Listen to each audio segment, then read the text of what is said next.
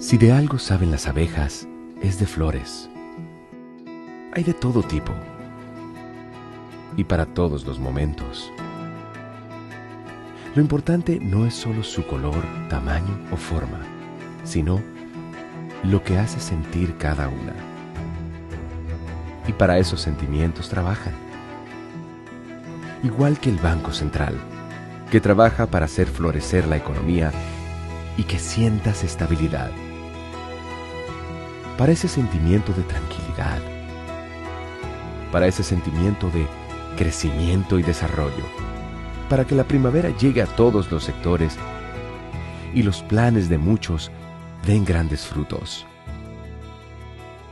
Banco Central de la República Dominicana, 75 años trabajando por una estabilidad que se siente.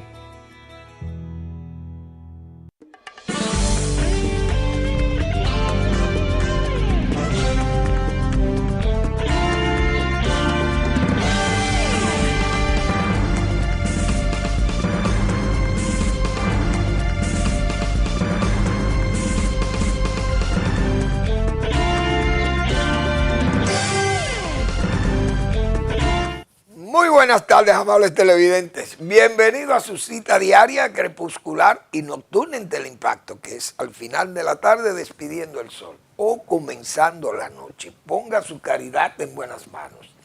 Apoya el Patronato de Lucha contra el Cáncer de Villa González Incorporado. 809-443-8010. También el Hogar Escuela Santo Domingo Sabio. Espacio que regentan los salesianos de la Iglesia Católica para formar esos jóvenes que pueden ser presas fáciles de la delincuencia, gente sin oficio y sin beneficio. Entonces hay que apoyarle y esa es una labor extraordinaria para el país y es una labor extraordinaria porque evita nutrir al crimen.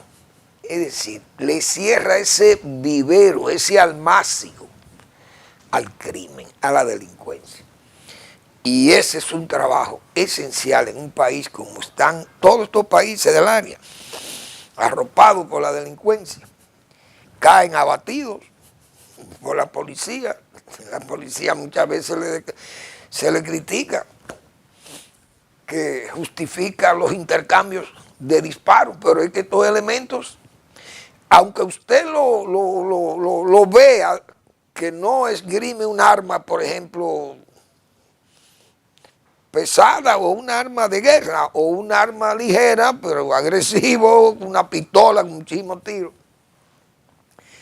Entonces los policías, a ese tipo de personas que hacen atracos, que matan, que roban, entonces usted no le puede ir de frente a un elemento de esto muchas veces y tiene los policías, como dicen, que tirar primero, porque nadie quiere que se le pegue el tiro primero, nadie quiere, los policías son los primeros que no quieren que se le pegue el balazo o el tiro. Entonces muchas veces disparan primero, pero no son angelitos. Si los policías se descuidan, le disparan a matarlos también. Porque ya son gente, son muchachos que están, como dicen, ya ellos se han sentenciado. Yo tengo que caer peleando, y así que caen muchos de ellos. Es una pena ver jóvenes en ese estado de guerra, prácticamente compitiendo con la autoridad, pero ellos, lamentablemente, acompañados del crimen, de la delincuencia. Y este esfuerzo de los salesianos va dirigido a evitar eso, a que ese vivero no crezca, sino que se reduzca. Y es una gran labor social. Avenida Independencia, esquina Gregorio Luperón en Santo Domingo. Bien. Bueno. Hay una expresión que yo uso mucho aquí. La mejor forma de confesar el error o corregir el error o corregir la mentira es confesándolo con la verdad. Y hoy yo leí un tweet o un X, un mensaje de X, de una institución financiera seria, pero me extraña que esta gente hagan unas declaraciones tan partidaristas, vamos a decir así. Porque el Banco Centroamericano de Inversiones, creo que es de inversiones, y no recuerdo cómo que se llama, vamos a ver cómo que se llama el banco. Banco de Inversiones Centroamericano de Integración Económica. Ahí está. Ese banco es un banco muy prácticamente solvente, vamos a decirle, un pequeño banco que lo inició, se inició en Centroamérica, 5 países de Centroamérica, como fueron o son Nicaragua, Honduras, Costa Rica, Guatemala y El Salvador. Le dieron origen a ese banco. El banco creció, países como Taiwán, Corea del Sur, España, República Dominicana, Belice, México, Argentina, se integraron como cooperantes. Y la República Dominicana es un miembro ahí, pero no está en el directorio del banco. Muy bien. República Dominicana tomó un préstamo de ese banco para la construcción de la presa de Monte Grande. Y ese aporte, ese préstamo, hizo posible que se avanzara y se terminara, vamos a decir, la presa de Monte Grande, la parte que es el núcleo y el lago de la presa. Ahora, póngame la imagen de nuevo. ¿Y por qué digo que lo hace en forma partidarista? Que es una vergüenza para el directorio de ese banco que publique una mentira, que ni siquiera el gobierno dominicano se atreve a decir esa mentira, pero parece que ellos quisieron congraciarse con el gobierno dominicano o con el PRM, que es el partido oficial. La presa de Monte Grande transforma a más de 500,000 vidas en el suroeste de República Dominicana. Hoy, 51 comunidades cuentan con mayor seguridad hídrica, mejores oportunidades y acceso a agua potable continua y de calidad. Eso es tremenda mentira. ¿Cómo es posible que el Banco Centroamericano de Integración Económica, una institución financiera que sirve a los intereses de Centroamérica, Caribe, y que usted haga una declaración falsante como esa? Falsa, porque ¿quién le ha dicho a esta gente que de esa presa se está beneficiando a alguien allí? Solo tal vez, si hubieran, ese mensaje tal vez se hubiera entendido si dice, bueno, la presa no está terminada en sus obras conexas para darle servicio a esas 51 comunidades o a esas 500,000 personas de la zona, porque sus obras conexas no están, hasta ahora no se han iniciado siquiera. Pero el núcleo de la presa protege de las inundaciones a las comunidades que están aguas abajo del núcleo de la presa. Además, se hizo un trabajo en la presa de Sabanayegua, que esa presa era necesario que se regulara allá arriba y se le hicieran las correcciones para evitar que la presa de Monte Grande sufriera impactos negativos, producto tal vez de inundaciones que sobrepasaran el núcleo de la presa de Sabanayegua o la descarga. Bien, y se terminaron esos trabajos, tal vez con fondos de ellos. Se hicieron los trabajos de Sabanayegua. Pero, ¿usted cree que Sabanayegua, nada más el lago, hubiera servido para algo? No. ¿Qué se hizo para justificar a Sabanayegua. Ese canal, ya que del Surazo, el Isura, con 6 laterales, un canal de 53 kilómetros revestido, serpenteando todas esas lomas de Magueyal y de Tábara arriba y de Tábara abajo. Señores, que hay que ver lo que es ese trabajo de ingeniería, aquellos sifones de ese canal, aquellos sifones de ese canal, repito, hay que ver esa obra de arte, esa obra de ingeniería que hay ahí.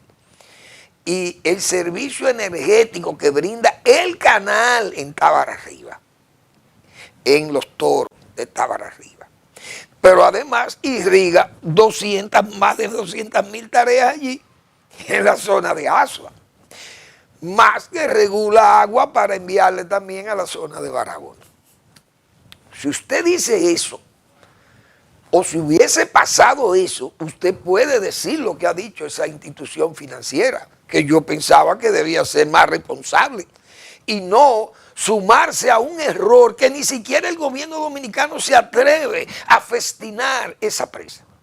No se atreve a decir eso. Ahora, no sé si del gobierno dominicano le enviaron esa nota de publicidad, porque es falso todo eso. Esa comunidad de hoy, hemos dicho nosotros aquí ya tantas veces, están sedientas. El agua para las tierras, feracísimas tierras del suroeste, más de 600.000 tareas, pueden estar contentos los productores que no tienen dónde sembrar. ¿Cómo va a decir ese banco que hay 51 comunidades que se están beneficiando del agua potable? El agua potable, hay agua ahí, porque ese acueducto lo hizo el gobierno, uno de los gobiernos de Leonel Fernández, del PLD. Y se ha hecho por bombeo, pero después de que se hizo la presa, lo ideal es que la obra de toma de ese acueducto vaya por gravedad y se van a ahorrar 28 millones de pesos en energía eléctrica, en consumo de energía, que generalmente la pierde el gobierno, porque ¿quién paga eso? INAPA tiene para pagar eso. El consumo de luz de las bombas que hacen el trabajo de suministrar el agua al acueducto del suroeste, eso no lo pagan. Pero si se derivase por gravedad, se van a economizar 27, 28 millones de pesos. Pero eso no lo están recibiendo.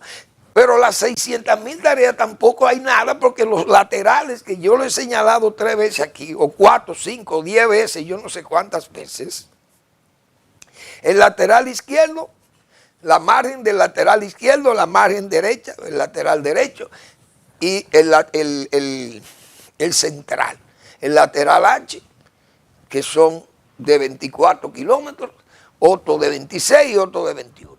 Entonces, ¿quién ha hecho eso? Nada. Se están beneficiando de los 13 o 14.000 kilovatios que puede producir por hora la casa de máquinas y la turbinación. No la hay. No hay eso instalado todavía. Entonces, no se ha hecho el núcleo, el arreglo en el dique de Fondo Negro para derivar las aguas que vayan a esos laterales. Tampoco se han preparado. ¿Cómo? ¿De qué que están contentos los pobladores de esa zona? Que dice el Banco Centroamericano de Integración Económica, un banco charlatán, digo yo, porque el que dice eso es una persona que no se le puede creer. Por eso digo que la mejor forma de corregir un error o una mentira es confesándolo con la verdad. Y eso es confesión de verdad lo que estamos diciendo. Fíjense eso, historias de transformación positiva. La presa de Montegrande transforma más de 500.000 vidas en el suroeste de República Dominicana. Hoy, 51 comunidades cuentan con mayor seguridad hídrica, mejores oportunidades y acceso a agua potable continua y de calidad. Falso, de toda falsedad, como decía el doctor Balaguer. Señores, pero ese directorio, los directivos de ese banco, debieran pedirle excusa al pueblo dominicano, principalmente a la zona suroeste, porque eso es una charlatanería de ese banco, de ese directorio, de quien dirige ese banco, o la policía. ¿Cómo pueden publicar lo que es falso? Por ejemplo, si usted hace la presa de Sabaneta y hace solo la presa, ¿de qué se está beneficiando la comunidad de San Juan de la Maguana? ¿De qué? Bueno, hicieron la casa de máquinas, entonces genera 8, 10 mil kilovatios, bueno, entonces eso lo aprovecha la comunidad. Bien, el que hizo esa presa de Sabaneta dijo, no, vamos a hacer un canal temporero que se llama José Joaquín Puello, en honor a ese prócer de la República, febrerista,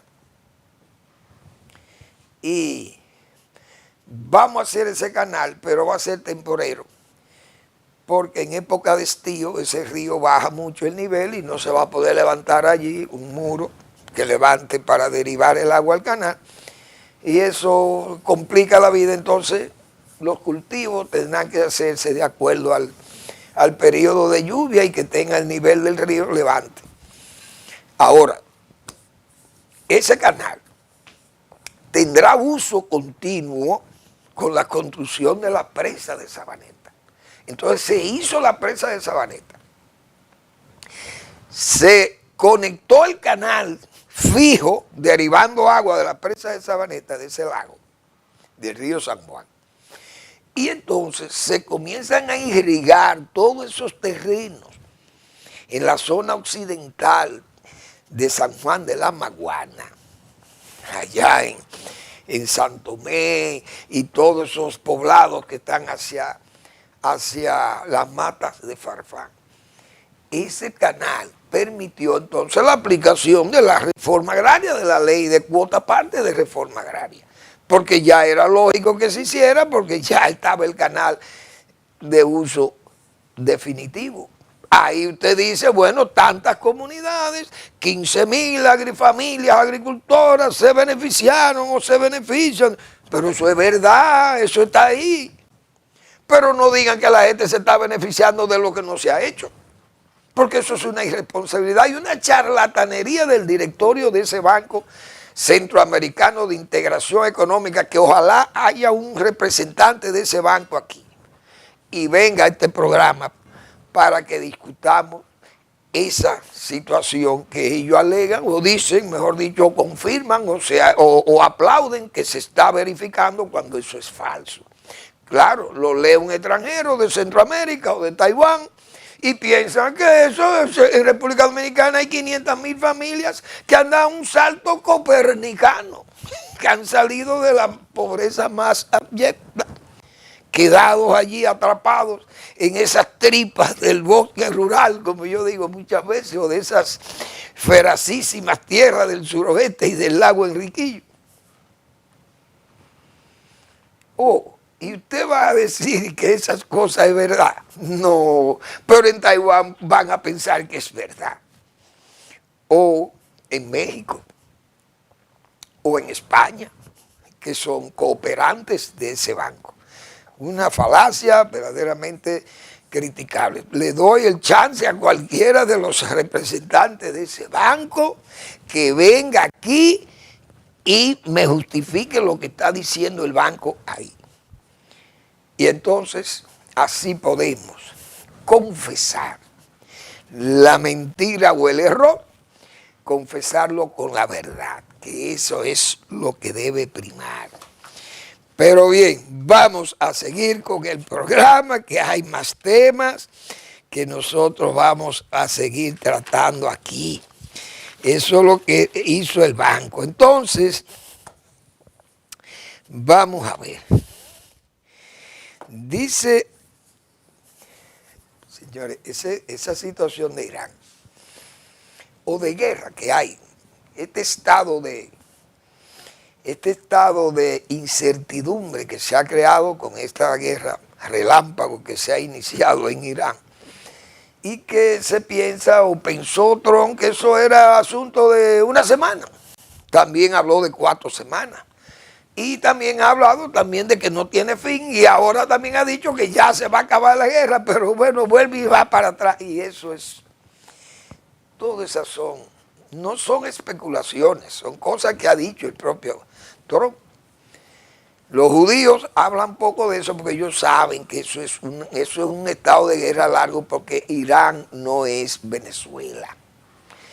Irán es un país grande con 90 millones de habitantes, un país que tiene años montando una arquitectura militar, guerrera y además avanzada para eso, esperando eso que le está pasando ahora. Entonces, un país que tiene unas reservas energéticas muy ricas, que tiene recursos, que le genera ese poder energético. Irán es un país que tiene apoyo en lo militar y apoyo económico de China, que le compra todo ese petróleo y borran las sanciones que le tiene a Occidente, y es un país que, aunque no es fuerte como Israel, como ejército, ni como Estados Unidos, desde luego, pero no es un país pequeño ni vencible de la noche a la mañana. Eso es primero entendible. Claro, con el tipo de guerra. Es un tipo de guerra distinto, porque cuando lleguen los B grandes, como se dice, cuando usted ve esos B-52 y B-2, B-1, eso es cosas mayores, porque eso destruyen la tierra, el país se va, lo borran esos aviones, que uno no quisiera que fueran a bombardear esa zona, como pasaba en la guerra de Vietnam, con aquellos B-52 derramando. Yo tengo unas imágenes por ahí de esos B-52, señor, y eso hay que ver. Ese avión desplazando bombas, esos son centenares de bombas que deja caer ese avión, y eso es un infierno en la tierra. Todavía Estados Unidos no ha llegado ahí. Ahora, esa es una guerra que Donald Trump va a tener que sacar varias conclusiones. Primero, ver un Putin cínico que viene y dice: pero hay que terminar esa guerra del Medio Oriente, nosotros vamos a contribuir a ello. No, pero termina la tuya en Ucrania, porque es el cinismo del genocida de Rusia, que nadie lo va a entender. Haciéndole el papelón a Irán de que va a ayudar, que está y que tiene la disposición de ayudarle, y tal vez le da alguna ayuda fingida ahí entre algunas informaciones que tal vez ojalá sean fidedignas, porque Rusia no quiere problemas con Israel, el señor Putin, porque sabe que la población israelí es judía rusa. La gran mayoría procedían de esos países comunistas, huyéndole al totalitarismo, y fueron a parar a Israel, los judíos.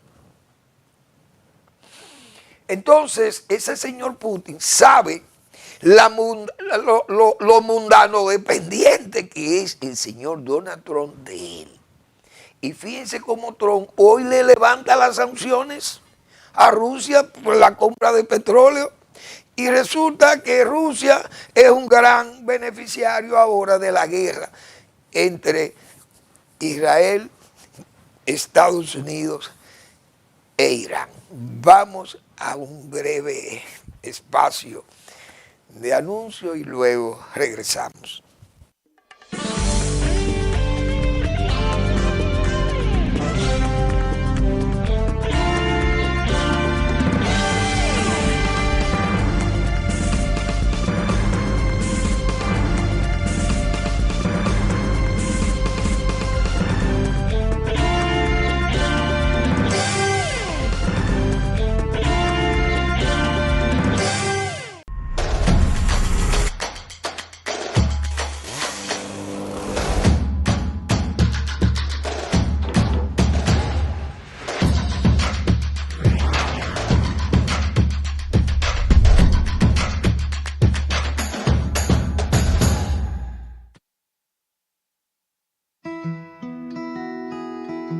Si de algo saben las abejas, es de flores.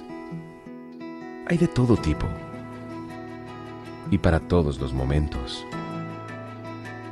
Lo importante no es solo su color, tamaño o forma, sino lo que hace sentir cada una. Y para esos sentimientos trabajan. Igual que el Banco Central, que trabaja para hacer florecer la economía y que sientas estabilidad.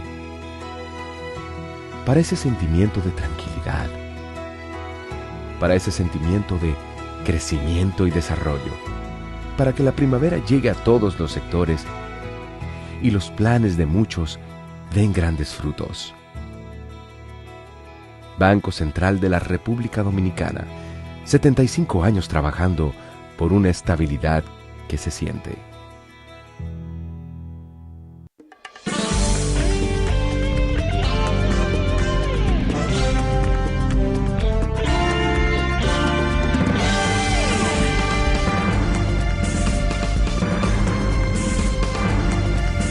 Bien, entonces no hay duda que hay varios ganadores y perdedores en esta guerra, indiscutiblemente. Ucrania también ha salido hasta beneficiaria de la guerra, porque ahora se ha tomado el Golfo, todos esos Emiratos y Arabia Saudita están pidiéndole a Ucrania que le ayude a combatir esa guerra de drones, porque los ucranianos han desarrollado tecnologías y han desarrollado habilidades, mucha destreza.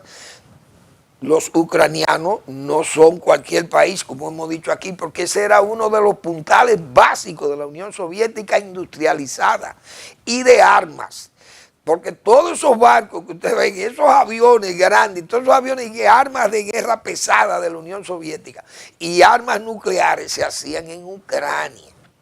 Ucrania es la nación donde nació Nikita Khrushchev y Brezhnev, Leonid Brezhnev, que fueron los dos grandes mandatarios de la Unión Soviética después de la muerte de Stalin. Entonces, esos países, Ucrania ahora lo reclaman, lo quieren, lo buscan. Y yo dije una vez aquí, ese país va a ser el Israel de Europa del Este. Porque ese país va a tomar va a salir fortalecido de esta guerra, a pesar de toda esa masacre y de toda esa destrucción. Va a salir como un país que no es cualquier país, que resiste una invasión de ese nivel, que le ha puesto, como se dice, músculo y pecho, o cara y pecho, a esa invasión de Rusia, que le ha provocado a Rusia más de 700 mil millones de dólares en pérdida, sancionado y un paria en el mundo hoy, pero además con 1.300.000 hombres y mujeres que han perdido la vida o están heridos gravemente, lisiados y de todo, salido de esa guerra. Cientos de miles de gente de fuera que han llegado ahí como trabajadores y como mercenarios, y todo eso es un desastre para Rusia y para el señor Putin. Entonces Ucrania ha salido, como decíamos nosotros, el Israel de la Europa del Este. Bueno, esos son ganadores porque Putin se beneficia de los precios del petróleo ahora, porque estaba vendiendo muy barato a China y teniendo que vender a ese y a India porque está sancionado por Europa, le hace Occidente. Entonces se aprovechan de una situación como está eso. Claro, el New York Times dice que hay un nivel de incertidumbre y de problemas muy serios en las finanzas globales, y de hecho ya se está viendo lo que hay. Esta guerra que la inició Trump con carácter electorero, porque él sabe la situación electoral que tiene el Partido Republicano, que en noviembre va a confrontar problemas, porque ese país está tomando un giro de rechazo y de protesta a muchas de esas acciones de Trump. Trump dijo, bueno, Estados Unidos es un pueblo guerrero, siempre ha participado en guerra. Una victoria relámpago allí me levanta aquello y yo puedo ser ya el gran líder. Pero resulta que ya la guerra se está convirtiendo en un problema, y eso que ahí nada más muertos 7 u 8 soldados. porque no hay invasión terrestre. Pero ya se está contemplando invadir la zona del Golfo Pérsico, por lo menos esas instalaciones, porque Trump ha dicho que va a proteger a Hormuz, el estrecho. Pero eso no lo controla nadie ahí, porque ni Irán puede controlar aquello, porque ya eso se va a poner ahí al rojo vivo y por ahí no va a poder pasar un tanquero de eso. Aunque China quiera, no lo van a dejar pasar por ahí porque le van a tirar a los otros, los enemigos de Irán.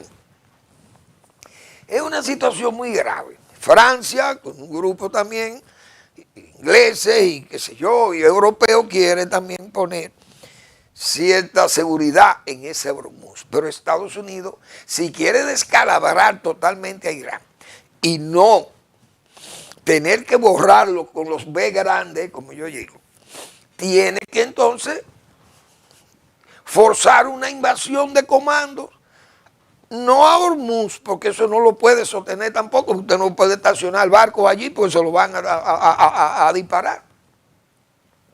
Sino las instalaciones petroleras que tiene Irán para descargar su petróleo por ese Golfo, porque ellos tienen que sacarlo por ahí también, por el Golfo.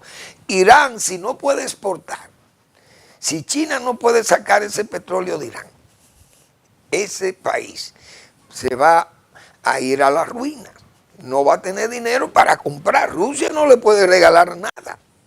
China tiene un problema muy serio, porque China tiene inversiones muy grandes. Dice el New York Times también, señalaba que China ha hecho muchas inversiones en Medio Oriente y con esta guerra tiene problemas porque ahora esa mega multimillonaria inversión que tiene China en la región hoy está en peligro con la situación que está pasando la zona en estado de guerra prácticamente total. Y lo que son seguros, transportes, eso está hoy prácticamente borrado en esa zona. La verdad que todo eso va a complicar y no es fácil. El panorama luce sombrío en esa zona. Vamos a esperar qué va a pasar, pero pienso que Donald Trump, si no logra una victoria rápida, y los iraníes son conscientes de eso, ellos hablan de seguir esa guerra a lo interminable, pero eso es para ponerle presión al pueblo norteamericano, todo lo sabe uno. Pasó con Vietnam. Vietnam no soportaba aquellas bombas de los B-52, aquellos bombardeos, me acuerdo, cuando Richard Nixon dijo que iba a bombardear a Camboya y Laos, todos esos pueblos sufrieron, y esos bombardeos al puerto de Haiphong, en Hanoi, en el Vietnam del Norte, eso era devastador. Aquellas aldeas de Cana y aquellas bombas de napalm que lanzaban los americanos y aquellos defoliantes, señores, el amarillo naranja, que eso era Paraguay, creo yo que era Paraguay. Bueno, toda esa bestialidad de la guerra, Vietnam, país pobre, ¿qué hacía? Le sacaba las imágenes más doloridas de la población, niños quemados con napalm, soldados del Vietcong que eran ajusticiados o fusilados en plenas calles, un balazo en la sien, lo asesinaban los soldados de Vietnam del Sur.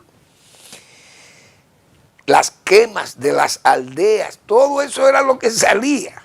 Y los muchachos americanos destrozados de esa guerra. Entonces ese pueblo norteamericano se levantó, como dicen, en protesta, y aquello había que ver la protesta norteamericana. Pero los hijos de los ricos iban a las guerras, pero los hijos de Trump no van a la guerra. Ninguno de los hijos de Donald Trump, ni los de Biden, han ido a la guerra, pero los Kennedy fueron a la guerra. Y Johnson estuvo en la guerra, y Reagan estuvieron en la guerra, y los Bush iban a la guerra, o por lo menos el padre de la generación de los Bush. Todos esos fueron soldados. Gerald Ford, todos esos fueron soldados. Entonces, esa guerra ya los iraníes saben que Estados Unidos es un pueblo que las finanzas de ese pueblo, la gasolina comienza a subir y Trump, si se le encarama esa gasolina y se encaraman una serie de precios de alimentos más de lo que está y la inflación sube, le va a afectar en las elecciones de noviembre, que ya vienen ahí. Entonces, esa guerra no le conviene a Donald Trump que se extienda, o que mueran más jóvenes o algo, o que pase ahí una desgracia y mueran 50 soldados norteamericanos. Eso es una catástrofe. Habrá que esperar. Pero el panorama es sombrío para las finanzas globales, como se señala, los precios de esos energéticos, gas y petróleo. Es una situación sumamente difícil. Vamos a ver cómo nos va a nosotros, que ese es otro. El gobierno dominicano debe tener, mejor dicho, el vigor moral para no aumentarnos la gasolina por ahora. ¿Por qué? Porque si el petróleo vale 100 dólares, o 120 dólares, o 105 dólares, porque ayer bajó también mucho, y hoy es posible que haya subido, porque entonces lo de Trump fue vacilante. Pero supongamos que llegue a 105 dólares el barril de petróleo. El gobierno dominicano tiene 5 años o 4 años, diríamos, del 2022, 2021, 2022.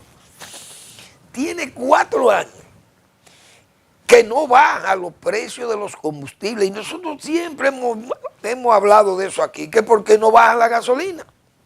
Que no la bajan y estamos pagando la gasolina como si el petróleo estuviera a 130 dólares. Cuando el petróleo llegó a estar hasta 50 y algo. 55, 59, 56, 54, 60 dólares. Sin embargo, el gobierno se quedó vendiendo la gasolina cara como compensando lo que había perdido en subsidios.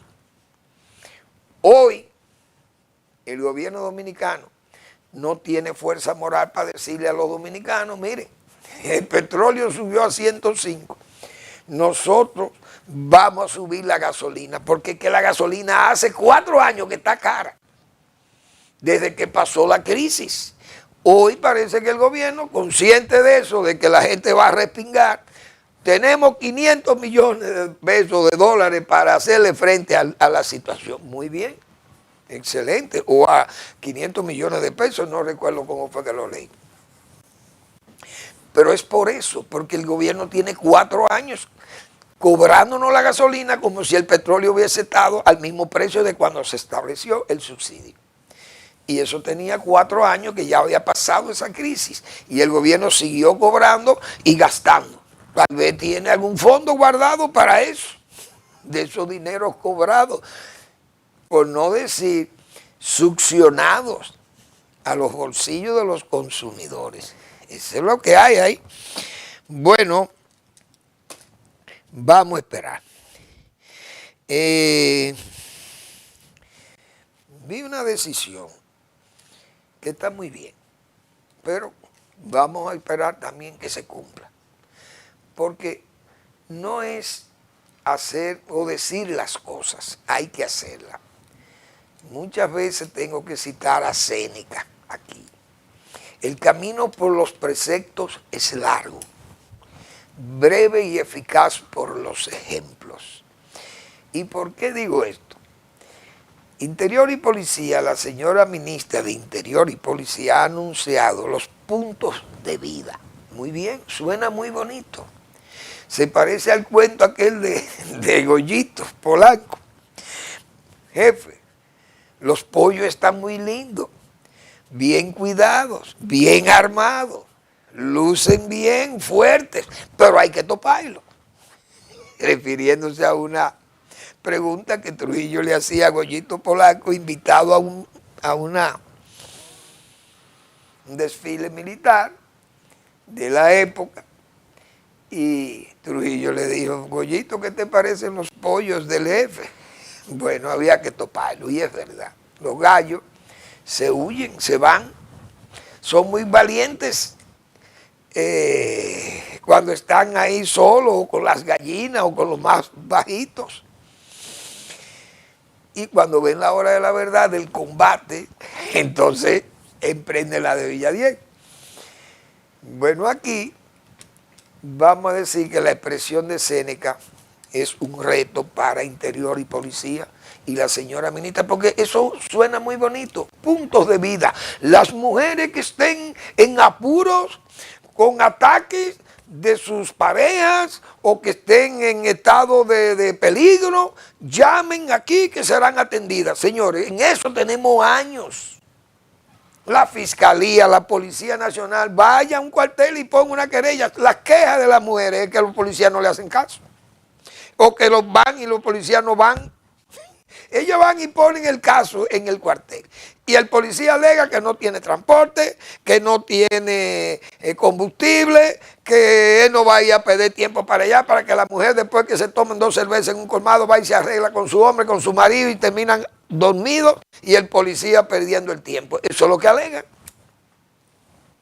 Entonces, el punto de vida se oye muy bonito, planteado así, pero todo eso puede ser retórico nada más. Y palabra, un esfuerzo verbal y palabrero, eso es lo más que puede terminar aquello. Pero no es eso, es que eso funcione. Ojalá, porque la intención es buena y es sana por parte de la ministra, pero es que funcione. Es como decía el gallero, hay que toparlo a los gallos. Es decir, usted tiene que presentárselo a otro, a ver qué nivel de valentía, de valor tiene, de agresividad para el combate tiene el animal. Entonces hay que ver qué es lo que va a pasar con eso. Porque es que se toman decisiones. O se anuncian que se van a tomar decisiones, pero no se toman. Y así pasa en todo. Usted ve el tránsito. ¿Cuántas medidas se toman en el Intran? Pero no se cumplen. Horario, nadie cumple nada de eso y el mismo caos en el tránsito. Los policías crean unos escándalos, como lo he señalado aquí, verbigracia. Yo quisiera que el director de DGC se mudase a La Esperilla y pueda presenciar, ojalá se vista de pordiosero o envíe uno de sus ayudantes y lo envíe a la zona en forma, diríamos, oculta y que le informe cómo es el ruido, el escandaloso, el insoportable ruido que tienen que hacer los conductores tocando bocina para que un agente de policía pueda entender que el tráfico de vehículos, que es intenso en esa zona en las mañanas, no es exclusivo nada más de la avenida Tiradentes, que también los que bajan por la México o por la José Andrés Aybar, esos conductores pagan los mismos derechos, los mismos impuestos que los que transitan por la Tiradentes. La gente se desespera y comienza a tocar bocina en forma abrumadora, como se dice, que tiene al barrio prácticamente manos arriba o con los oídos taponados. ¿Por qué? Porque el escándalo de los bocinazos es tan fuerte que la gente se está enfermando en la zona, pero los policías no te esperan a nada y los jefes de ellos menos. Nadie sabe nada y el ruido sigue, como se dice, en altos decibeles, acabando con la salud de los pobladores del Distrito Nacional. Vamos a la pausa.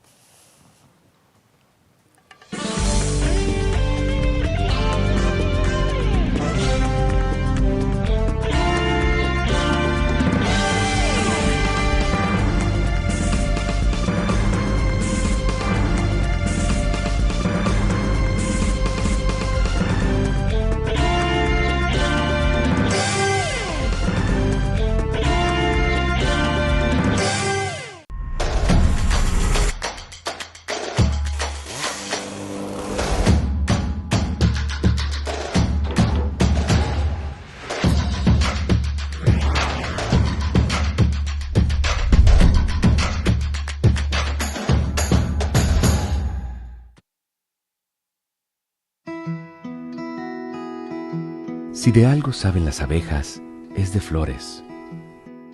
Hay de todo tipo y para todos los momentos. Lo importante no es solo su color, tamaño o forma, sino lo que hace sentir cada una.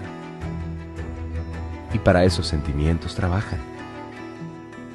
Igual que el Banco Central, que trabaja para hacer florecer la economía y que sientas estabilidad. Para ese sentimiento de tranquilidad, para ese sentimiento de crecimiento y desarrollo, para que la primavera llegue a todos los sectores y los planes de muchos den grandes frutos. Banco Central de la República Dominicana, 75 años trabajando por una estabilidad que se siente.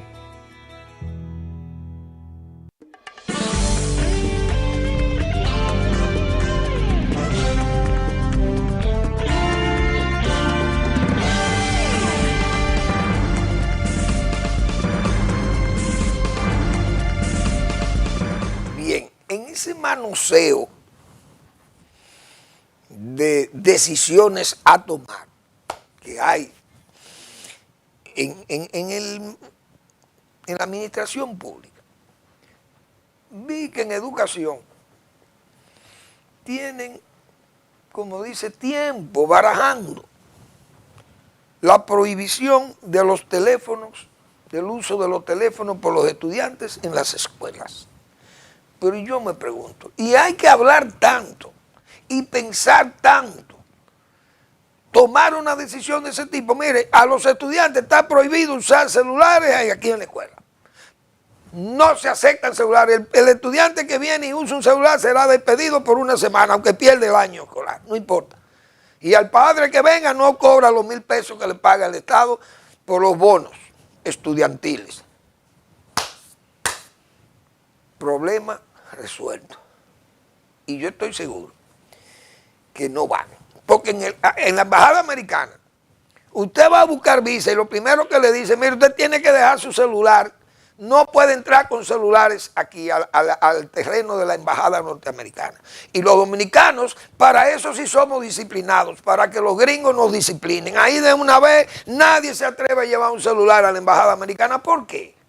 Porque él teme que le pongan una X para toda la vida y usted no consigue esa visa americana, que es una especie como de paso a la gloria. Los dominicanos vemos una visa americana como eso es un pasaporte a Dios. Pero cumplimos. Nadie se mete al territorio norteamericano de esa embajada. Nadie entra ahí con un celular, a menos que sea un empleado de ellos o un oficial, no sé. Si los oficiales de policía o los oficiales de las Fuerzas Armadas están impedidos de entrar. Pero no se permiten los celulares y ahí se funciona. Aquí, ¿cuántas veces hablan los penitenciarios de que los celulares serán prohibidos en las cárceles? Y sigue el mismo relajo. Y mañana cuando aparece que matan o atracan o hacen algo con un celular desde la cárcel, entonces vuelven y van los retóricos. Y el esfuerzo verbal y palabrero, que yo no había visto país, que aquí hay funcionarios que viven de la basura y se hacen ricos, y de las cárceles se hacen ricos. O viven como príncipes. El jefe de las penitenciarías, el nuevo jefe penitenciario, ese señor no da un golpe. Vive como un príncipe y tiene más de 25, tiene como 25, 30 años, desempeñando un cargo que nada más viste como un verdadero, parece más un diplomático que un encargado de las penitenciarías. Ese es de verdad el director de prisiones o del régimen penitenciario. Pero busque las decisiones. Entonces, ¿qué es lo que pasa en educación? Que no hay carácter para decirle ahí a los padres, a los tutores o a los muchachos ya adultos, no pueden entrar con celulares aquí. El que entra con celulares se va de aquí. Y el padre o la madre no recibe los fondos que regala, ni va a recibir los materiales educativos, todo un castigo. Y vamos a poner orden, porque de alguna forma hay que poner el orden. Lo vivimos pensando. Entonces un país donde estamos fracasados, que no vamos a echar adelante, y usted oye a las autoridades hablando de las bonanzas y de lo bien que estamos. Pero es como dice Cantinflas. Estamos bien, pero estamos mal. Porque explíqueme usted. O estamos mal o estamos bien, pero vamos mal. Entonces, ¿cómo es que estamos? Haití, eso es lo mismo. El esfuerzo es palabrero. Todo está bien, vienen visitas, van a la frontera, pero esta frontera es un éxito, esto está todo bien, bonito, tranquilo, hay un buen trato, los militares tienen un control y este muro fronterizo, pero esto se parece al de Texas, San Diego. Oh, y tenemos 4 millones de haitianos aquí adentro y la frontera está tranquila. Usted le pregunta al jefe del ejército o al jefe de las Fuerzas Armadas, ¿cómo está la frontera? Nítida, eso está bien, eso está tranquilo. Presidente, eso no, ahí no se mueve una mosca. Ah, muy bien. Pues tenemos 4 millones de gente que cruzan de allá para acá y no los ven. A veces detienen como para entretenernos a los dominicanos. El observatorio, tenemos ahora un observatorio migratorio, gente muy seria, gente muy buena, pero todo es un esfuerzo verbal y palabrero. ¿Cuáles son las decisiones que se toman ahí? O yo voy a estar ahí avalando lo que no se hace, como hace el Banco Centroamericano de Inversiones, avalando lo que no está hecho. No avalándolo nada más, no, sino alabándolo también lo que no está hecho, que es peor también. Dios mío. Gracias por su atención. Nos vemos mañana en otra entrega de Al Final de la Tarde, Despidiendo el Sol o Comenzando la Noche.